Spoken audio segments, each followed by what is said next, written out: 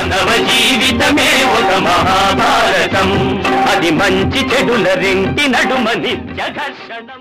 ఎంత దుర్మార్గంగా చెప్పేశారు. ఆలయించి లేవలేక అతను ఇబ్బంది పడుతుంటే లేవకుండా కొట్టేశారు కదయ్యా. నిర్దయ విధంబున చంపిరనేక సైనికులు.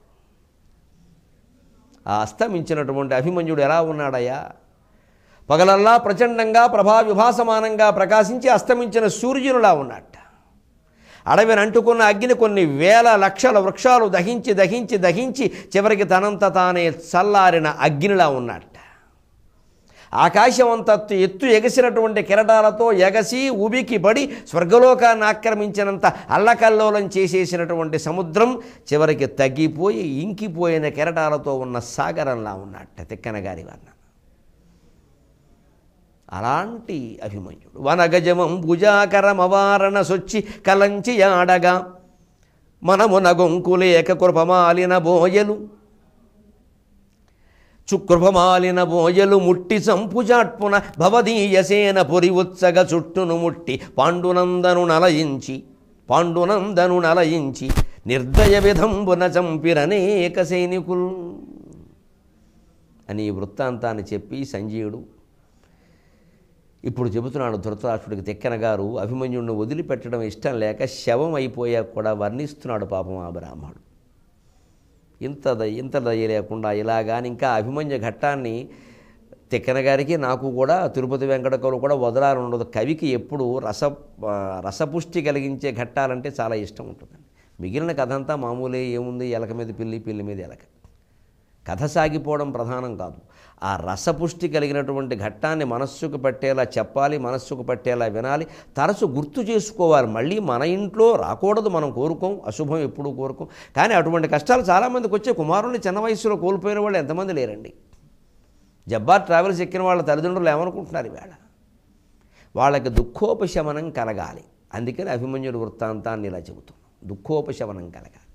కావ్యం యశసే అర్ధవిదే శివేతరక్షతయే సద్యఃపరనిర్వృతయే కాంతాసంయతతయా ఉపదేశు యుజే. ఆ సద్యఃపరనిర్వృతయే, ఆ పరనిర్వృతంత ఆనందం కలగకపోయినా దుఃఖోపశమనం కలగాలి. అలా ప్రయోజనాన్ని అర్ధవిదే, ఆ ప్రయోజనం సాధించాలి. అంటే ఆ ఘట్టాన్ని మనం కరుణరసంగా స్వీకరించాలి, దుఃఖంగా కాదు. మన జీవితంలో దుఃఖాన్ని కూడా అంతే, కరుణరసంగా. ఎలాగా? చారులో ఇంగు వేస్తారు, జీలకర్ర ఆవాలు వేస్తారు, మెంతులు వేస్తారు, జీలకర్ర ధనియాలు వేస్తారు. అవి పక్కనట్టు అవి మామూలుగా కూడా తినచ్చు. కానీ ఆవాలు, మెంతులు, ఇంగువ ఈ మూడు మామూలుగా తినలేం మనం, చాలా చేదుగా ఉంటాయి. కానీ వాటిని చారులో వేస్తే అవి బాగుంటాయి, వేయకపోతే బాగుండదు చారు. అంటే చేదైన పదార్థాలు కూడా రసంలో, చారుని రసం అంటారు, రసమయం చేస్తే బాగుంటాయి కదా. జీవితంలో భరించలేని దుఃఖాన్ని కూడా రసమయం చేసి అందుకోవాలి. అదే అభిమన్యుడి ఘట్టం. అందుకని ఆయన రసమయంగా మరొక వ్యాఖ్యానం చేస్తున్నాడు. కింద పడిపోయి నెత్తుట్లో దోగుతున్న అభిమన్యుడు ఎలా ఉన్నాడు అంటే, నెత్తుట దోగి నింగి ఎరనింగి తెరంగున నుండే, నెత్తుట దోగి నేల నింగి ఎరనింగి తెరంగున నుండి,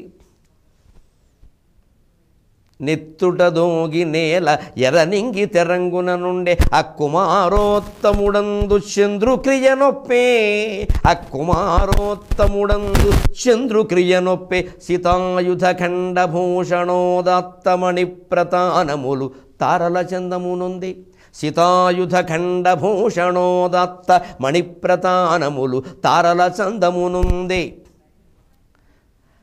తారళ చందమునుంది అందమై అత్తరినుల్లసిల్లె వసుధాధిప, అందమై అత్తరినుల్లసిల్లె వసుధాధిప, చూపర పిండు చూక్కికిన్, అందమై అత్తరినుల్లసిల్లె వసుధాధిప, చూపర పిండు చూక్కికిన్. ఈ పద్యం నేను ఎందుకు ఎంచుకుని మీకు చెబుతున్నానంటే, సాహితీవేత్తలు, నా గురువులు లాంటి వాళ్ళు కూడా వింటున్నారు. వారికి ఈ పద్యం సమర్పణ. అయ్యా, మీ పాదాల దగ్గర పెడుతున్నాను ఈ పద్యాన్ని. ఛందశిల్పం గమనించండి. ఇందులో అభిమన్యుడిని చంద్రుడితో పోల్చి వర్ణిస్తున్నాడు. కాబట్టి తిక్కన గారు పద్యం రాశాడు, ఉత్పలమాల రాశారు. ఉత్పలమాల అంటే కలువ పువ్వుల దండ. చంద్రుడికి చాలా ఇష్టమైంది కలువ పువ్వు. చంద్రుడికో ఉత్పలమాల వేశారు. ఇది ఛందశిల్పం అంటారు. గతంలో చెప్పాను నేను, త్వరలో ఛందశిల్పం రాబోతోందని. అది ఛందశిల్పం. కవి ఇన్ని జాగ్రత్తలు తీసుకోవాలి కావ్యం రాయాలంటే. ఊరికే అర్థమయ్యేలా రాయడం ముఖ్యమని దయచేసి ఆలోచించకండి. అన్నీ అర్థం కావడం, ప్రజల దగ్గరికి వెళ్ళడం, ప్రజలకు తెలవడం, దీనివల్ల అన్ని కళలు దిగజారిపోతున్నాయండి. ప్రజలో, పాఠకులో, శ్రోతలో, ప్రేక్షకులో ఎవరైనా సరే వాళ్ళు కూడా కొంచెం ఎదగాలి. ఎంతసేపు మా స్థాయికి దిగి చెప్పండి, మా స్థాయికి దిగి చెప్పండి, చివరికి పండితుడు పామరుడు అయిపోతాడు. అసలే పండితులు తక్కువయ్యారు దేశంలో. కాబట్టి ఆ పండితుల కింద చలామణి అయిపోతున్నారు. ఎందుకంటే అడిగేవాళ్ళు లేక. అందుకని ఆ పండితులే తక్కువగా ఉన్న దేశంలో ఆ పండితుడు కూడా మాకు అర్థం అవ్వాలండి, మాకు ఇంకా దిగి ఏమవుతుంది, తేనె నీళ్ళు అవుతుంది చివరికి. తేనె కొంచెం అరగడం కోసం పట్టు తేనెలో కొద్దిగా ఏదో కలిపితే పర్వాలేదు, ఇక మొత్తం నీళ్ళలో తేనె పోస్తే అలాగా. ఆ స్థితి ప్రేక్షకులు కూడా కోరుకోకూడదు. కాస్త మనస్థాయి కూడా పెంచుకోవాలి. ఛందశిల్పం ఇది. నెత్తుట దోగి నేల ఎరనింగి తెరంగున నుండి, నెత్తుట్లో మునిగిపోయిన ఆ యుద్ధభూమి ఎర్రటి ఆకాశంలో ఉంది. ఆ కుమారోత్తముడందు చంద్రు క్రియ నొప్పి, పడుకున్న అభిమన్యుడు అందులో చందమామలా ఉన్నాడు. పడుకున్నా కూడా మొహంలో కళ తగ్గలేదండి. 13 రోజులు యుద్ధం చేశాడు. 13వ రోజు 12 గంటలు తను ఒక్కడే చేశాడు యుద్ధం. ఇక మిగిలిన వాళ్ళు ఎవరు సుమారుగా చేయలేదనే చెప్పచ్చు. అంత యుద్ధం చేసినా కూడా ఆయనలో తేజస్సు తగ్గలేదు. అంటే ఆ శరీరాన్ని ఆయన ఎలా పోషించుకున్నాడో, ఆ మనోధైర్యాన్ని ఎలా పెంచుకున్నాడో చూడండి. శరీరంలో ఈవేళ ఏదో ఇంకా కుర్రాళ్ళ కనపడ్డాడు, కుర్రాళ్ళు యంగ్ లుకింగ్ అంటారా, బుకింగు. ఈ బుకింగులు ఉండాలంటే మనస్సులో ఎప్పుడు ధైర్యం ఉండాలి, ఆనందం ఉండాలి. ఉంటే 70 ఏళ్ళవాడు కూడా ఓ 20 తగ్గుతాడు, 50 ఏళ్ళవాళ్ళే కనపడతాడు. 50 ఏళ్ళవాడు ఇంకో 10 తగ్గుతాడు, 40లా కనపడతాడు. 40 వాడు అయితే 25 వాళ్ళే కనపడతాడు. దానికి సరే కొంత వేషం కూడా కొంత పనికొస్తుంది. అది ఏదైనా వేషం కంటే ముందు ఎక్కువగా మనస్సులో ఉండే తేజస్సు, ఆనందం, కళల్లో ఉండే తేజస్సు, మనస్సులో ఉండే ఆనందం, అది పుస్తక పఠనం వల్ల, ఆ బ్రహ్మజ్ఞానం వల్ల వస్తుంది. పుస్తకాలు చదవాలి, బ్రహ్మజ్ఞానాన్ని పొందాలి, ఆత్మజ్ఞానాన్ని పొందాలి. ఆ తేజస్సు కళలో ప్రవేశిస్తుంది. అలాగే ఆ ముఖం చాలా తేజోవంతంగా, అందంగా, మనసులో ఆనందం ఉంది, ఏమి కల్మషాలు లేవు, ఏం కావాల్సిన కోరికలు ఏం లేవు, ఎవడి గురించి భయం లేదు, ఎవరిని భయపెట్టాలని మనకి లేదు. ఇంకెందుకు ఉండదు ఆనందం, కాకపోతే ఇంకేముంది. అందుకే ఈయన చనిపోయినా కూడా అలా ఉన్నాడు. నేల మొత్తం ఎర్రటి ఆకాశంలో ఉందిట. ఎర్రనింగి తెరంగు, ఆ కుమారోత్తముడందు చంద్రుడికి నొప్పి. మరి నక్షత్రాలు ఉంటాయి కదా అంటే సీతాయుధ, తెల్లని ఆయుధాలు, సీతాయుధ ఖండ.